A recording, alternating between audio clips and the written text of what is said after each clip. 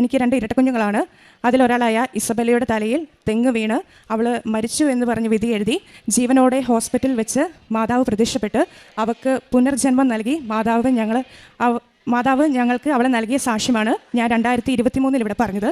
ആ സമയത്ത് ഞാൻ ഇറ്റലിയിലാണ് വർക്ക് ചെയ്യുന്നത്. ഞാൻ എൻ്റെ വിസ പുതുക്കാൻ കൊടുത്തിട്ട് അവിടുന്ന് റിച്ചുകുത്ത എന്ന് പറഞ്ഞൊരു റെസിപ്റ്റുമായിട്ടാണ് ഞങ്ങൾ നാട്ടിൽ വരുന്നത്. അപ്പോൾ ആ റെസിപ്റ്റിനാകെ 6 മാസത്തെ കാലാവധിയുള്ളൂ. പക്ഷേ അതേ തുടർന്ന് കൊച്ചിന് ആക്സിഡൻ്റ് ഉണ്ടായി. തുടർന്ന് എനിക്ക് പോകാൻ പറ്റാതെ ഞാൻ 6 മാസത്തോളം നാട്ടിൽ നിന്നു. അന്നേരമാണ് ഇങ്ങനത്തെ ഈ റെസിപ്റ്റിൻ്റെ കാലാവധി ഓർത്തതും തിരിച്ചു പോയില്ലെങ്കിൽ എനിക്ക് പേപ്പർ നഷ്ടപ്പെടുമെന്നുള്ള ചിന്തയും വന്നത്. അങ്ങനെ തനിച്ച് ഞാൻ ഇറ്റലിക്ക് തിരിച്ചു പോവുകയാണ്. കൊച്ചി എയർപോർട്ടിലെത്തി ചെക്കിൻ തുടങ്ങി. അവിടെ ചെന്ന് കഴിഞ്ഞപ്പോൾ ഓഫീസർ എന്നോട് പറഞ്ഞു, നീ ഞങ്ങളെ കളിയാക്കാനായിട്ടാണോ നീ ഇങ്ങോട്ട് വന്നത്? കാരണം ഈ ഒരു റെസിപ്റ്റ് വെച്ച് നിനക്ക് പോകാൻ പറ്റത്തില്ല, ഇതിൻ്റെ കാലാവധി കഴിഞ്ഞു. അപ്പം ഞാൻ പറഞ്ഞു, എൻ്റെ സിറ്റുവേഷൻ ഇതാണ്, കൊച്ചിന് വേണ്ടിയിട്ട് വന്നതാണ്, എനിക്കതുകൊണ്ട് പോകാൻ പറ്റിയില്ല. പിന്നെ എൻ്റെ ഉള്ളത് കൊച്ചിൻ്റെ മെഡിക്കൽ സർട്ടിഫിക്കറ്റാണ്. അപ്പോൾ അവർ എന്നോട് പറഞ്ഞു, ഇതൊന്നും ഞങ്ങളെ കാണിച്ചിട്ട് കാര്യമില്ല, നിനക്ക് പോകാൻ പറ്റത്തില്ല. അപ്പം എൻ്റെ കഴുത്തിൽ കൃപാസനത്തിലെ ഈ ഉടമ്പടി ലോക്കറ്റ് ഉണ്ടായിരുന്നു.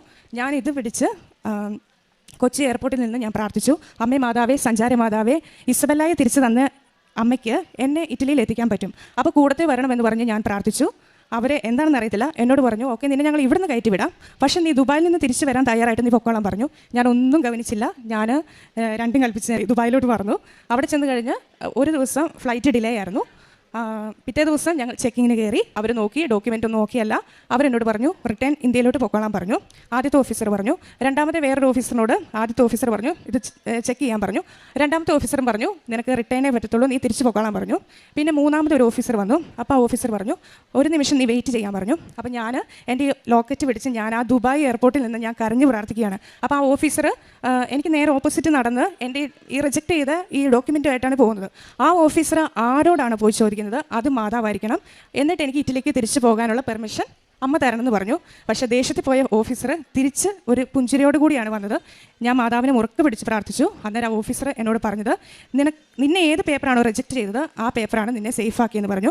അങ്ങനെ ഞാൻ ദുബായിൽ നിന്ന് ഇറ്റലിയിലോട്ട് പോയി. അവിടെ ചെന്ന് കഴിഞ്ഞപ്പോൾ അടുത്ത ടെൻഷൻ, ഇനി ഇറ്റലിയിൽ ചെന്ന് കഴിയുമ്പോൾ എൻ്റെ വിസ ചോദിക്കുമോ? അപ്പം ഇറ്റലിയിലെ എല്ലാ ചെക്കിങ് എല്ലാം കഴിഞ്ഞപ്പോഴത്തേനും അവർ എന്നോട് പാസ്പോർട്ട് മാത്രമേ ചോദിച്ചിട്ടുള്ളൂ.